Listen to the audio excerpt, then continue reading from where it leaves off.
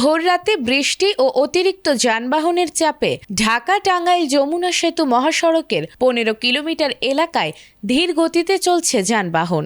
সেতু কর্তৃপক্ষ বলছে, গত ২৪ ঘন্টায় সেতু দিয়ে ৫৩,২৪৬টি যানবাহন পারাপার করছে। এছাড়া বৃষ্টির কারণে যানবাহন স্বাভাবিক গতিতে যেতে পারেনি। এতে মহাসড়কের সেতু থেকে টাঙ্গাইলের রসুলপুর পর্যন্ত ১৫ কিলোমিটার এলাকা জুড়ে যানবাহনের গতি কমে যায়। কোথাও কোথাও থেমে থেমে যানজটের সৃষ্টি হয়। যান চলাচল স্বাভাবিক রাখতে সেতু বিভাগ ও পুলিশ কাজ করে যাচ্ছে।